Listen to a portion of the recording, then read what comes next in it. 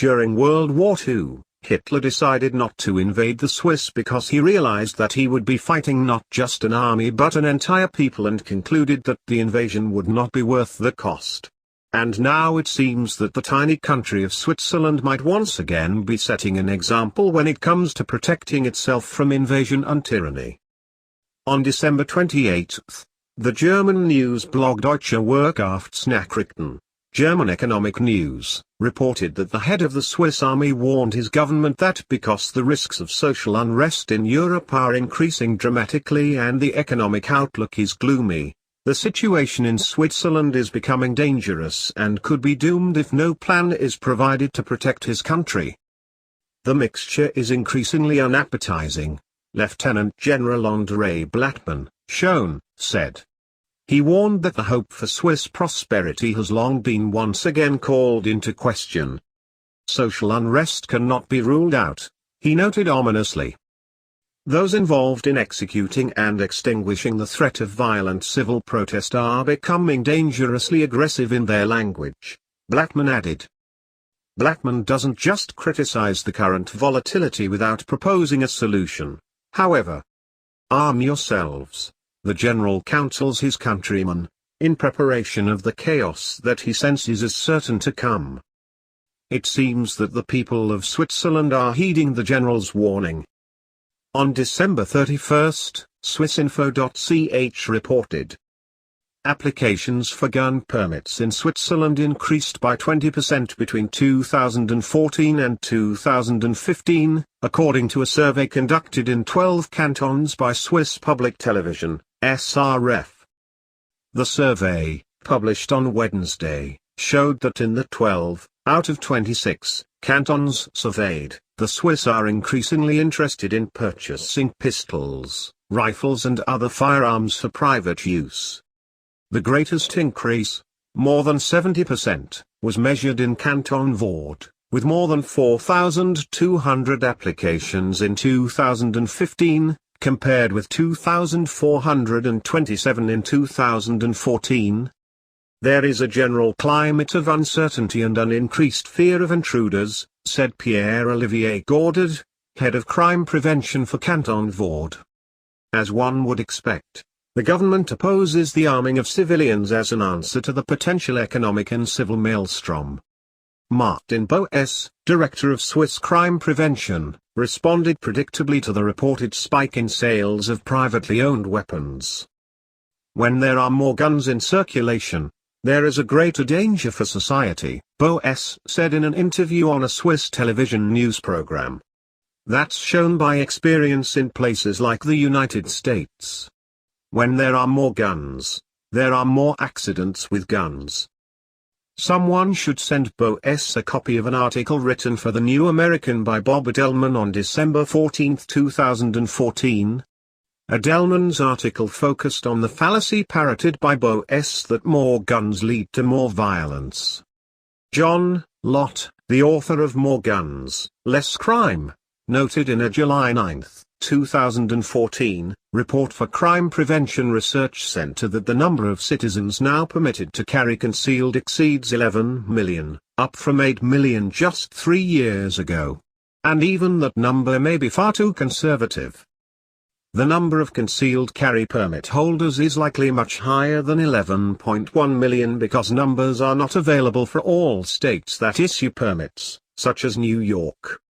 Additionally, 4 states and the majority of Montana do not require that residents have a concealed handgun permit to carry within the state, so that number is not recorded.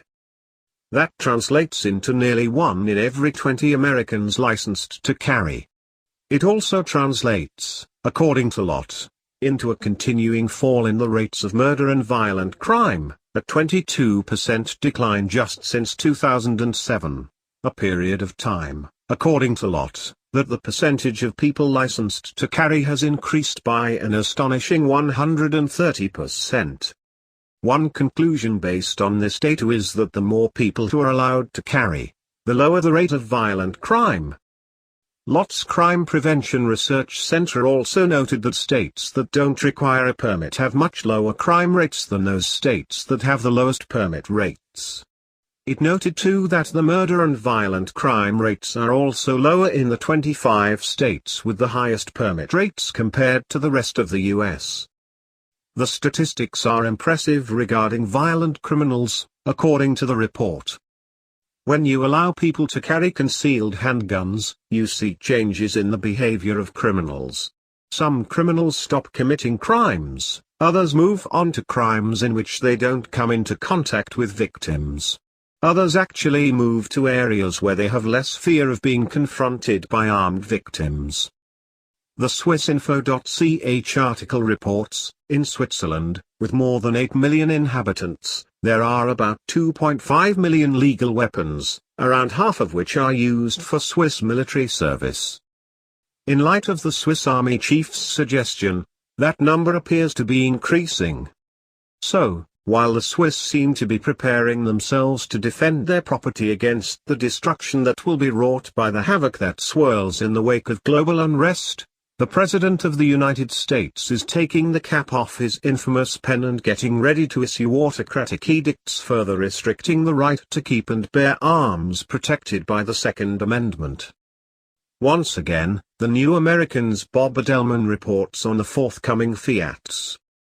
According to Politico, the President's announcement, expected this week, will contain at least 2 additional infringements, requiring stolen guns to be reported to the ATF, and broadening the definition of who must have a federal license, Federal Firearms License or FFL, to sell firearms. It's the second infringement that's going to cause the most heartburn among law-abiding gun owners. Present law requires all citizens who are engaged in the business of selling guns with the principal objective of livelihood and profit to pay a fee, complete a rigorous and invasive application that includes a photograph and fingerprints, and undergo background checks in order to do so. But the President's lawyers have decided that engaged in the business is far too broad, and so Obama will likely announce next week that anyone selling more than 25 guns in a year, or selling a gun in its original packaging, or hoarding more than a certain number of firearms, or selling a gun within 30 days of original purchase, will have to obtain an FFL. After the government has granted its approval, the new licensee would then be required to do a background check on every person he sells a gun to. In addition, he'll be forced to undergo audits from ATF agents dropping in unannounced to check his paperwork. In the context of the President's disarmament campaign and the Swiss general's call to arms, it is worth noting that the American founding fathers admired the Swiss Confederacy. The example of Swiss resistance to tyranny is mentioned repeatedly in the writings of the founding era, including the Federalist Papers and the debates of the Constitutional Convention of Philadelphia in 1787. From their familiarity with the writings of the influential Italian Niccolò Machiavelli, they learned to admire the ability of the armed civilian militia to defend themselves against would-be conquerors. In The Prince, Machiavelli observed that the Swiss are well armed and enjoy great freedom. Of the relationship between their reading of Machiavelli and their zeal to protect their right to arm themselves against the agents of despotism, renowned historian and constitutional attorney Stephen P. Halbrook wrote, Machiavelli became a sourcebook of republicanism for English Whigs and their later American counterparts. In particular, their Second Amendment to the U.S. Constitution establishes clearly and explicitly the relation between the militia and the popular liberty in terms directly reminiscent of Machiavelli. Perhaps there is still more to be learned from the Swiss Confederacy and Swiss General Blattmann's call to arm